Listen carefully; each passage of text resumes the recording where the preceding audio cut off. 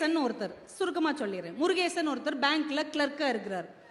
திடீர்னு ஒரு நாள் பார்க்குறாரு, ஒரு வயதானவர் பென்ஷன் வாங்குற சலான் எடுத்துக்கிட்டு இவர் முன்னாடி வந்து, தம்பி இந்தாங்க அப்படின்னு நிற்றார். பார்த்த உடனே இவருக்கு பக்குன்னு இருக்குது. ஏன்னா இவருடைய ஆங்கில வாத்தியார், 7ஆம் வகுப்பு படிக்கும் போது இங்கிலீஷ் சொல்லி கொடுத்தவர். இப்போ முடி நரைச்சா கூட நம்ம வாத்தியாரை நமக்கு ஞாபகம் இருக்கும், வாத்தியாருக்கு தான் நம்மளை ஞாபகம் இருக்காது. நமக்கு நம்ம டீச்சரை சாரை நல்ல ஞாபகம் இருக்கும். படக்குன்னு இவர் இருந்துச்சு, sir sir Shankar Narayanan sir தானே? ஆமாப்பா.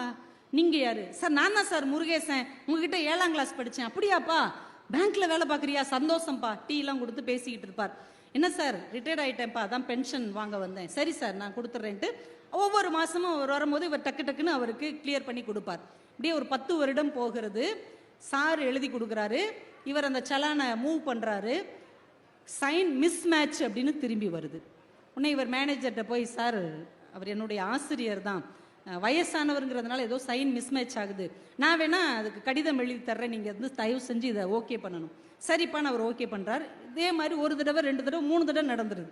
மேனேஜர் சொல்லிட்டார், இனிமேல் அந்த மாதிரி பண்ண முடியாதுப்பா, ஒவ்வொரு தடையும் சைன் மிஸ் மேட்ச் ஆனால் அதை அக்செப்ட் பண்ண முடியாது, நீ உங்கள் சார்கிட்ட சொல்லிடு.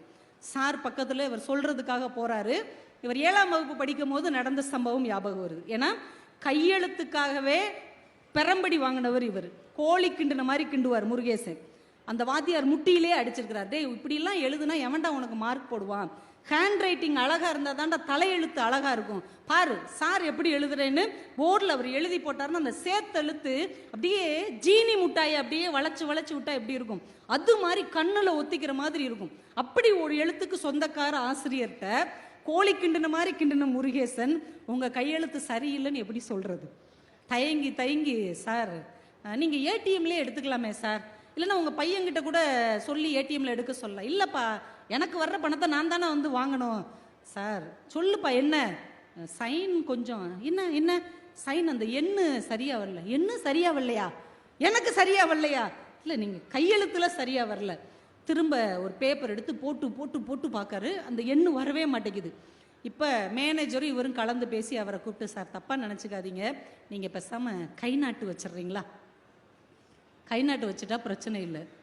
இப்போ நான் இங்கிலீஷ் வாத்தியாருப்பா, அப்பயுமே நான் பிஏ பிடி படித்து அசிஸ்டன்ட் ஹெட் மாஸ்டராக இருந்து ரிட்டையர்ட் ஆனவன்ப்பா, என்னையை போய் கை நாட்டு வைக்க சொல்கிறா? இல்லை சார் அது ஒன்றும் தப்பு இல்லை சார், உங்களுக்கு கை நடுங்குது இல்லை?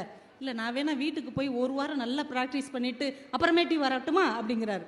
இவங்களுக்கு என்ன சொல்லனே தெரியல. இப்போ ஆசிரியரோட மகன் வர்றான், என்ன பிரச்சனை? இல்லை சார் கை நாட்டு வச்சா பிரச்சனை தீர்ந்துடும். எப்பா கை நாட்டு வச்சு தொலைப்பா, உன் கூட பெரிய ரோதனையாக போச்சு, என்னைக்கோ ஒரு நாள் நீ வாத்தியாராக இருந்தா அதை சொல்லி சொல்லி காமிச்சிட்டே இருப்பியா, கை நாட்டு வச்சுட்டு வா அப்படின்னு கோமா சொல்லிட்டு வாசலுக்கு போயிடுறான். அவருக்கு மறுத்தே பேச முடியல. இவர் எடுத்து அந்த ஸ்டாம்பை கொடுக்குறாரு. இவர் கையை இப்படி உருட்டி அதில் கை நாட்டு வைக்கிறார். அந்த ஆசிரியருடைய கண்ணீர் துளியும் அதில் சேர்ந்தே விழுந்தது. இந்த கதையை படிக்கும்போது எவ்வளவு பெரிய மனிதர்களை, ஒரு காலத்தில் கம்பீரமாக வாழ்ந்தவர்களை, அவங்க நடந்து வந்தாலே ஊரே எந்திரிச்சு நின்று வணங்கிய தோரணைக்கு சொந்தக்காரர்களை காலம் எவ்வளவு மூளையில் கொண்டு போய் தள்ளி விடுகிறது. சொந்த பிள்ளைகள், அவருக்கு முன்னால் பணிந்து நின்றவர்கள், அவரை பார்த்தால் எழுந்து நின்று வணக்கம் சொன்னவர்கள் கூட பெருசு கொஞ்சம் ஓரமா இரு அப்படின்னு சொல்லுகிற அளவுக்கு காலம் அவர்களை கொண்டு போய் தள்ளிவிட்டது இல்லையா?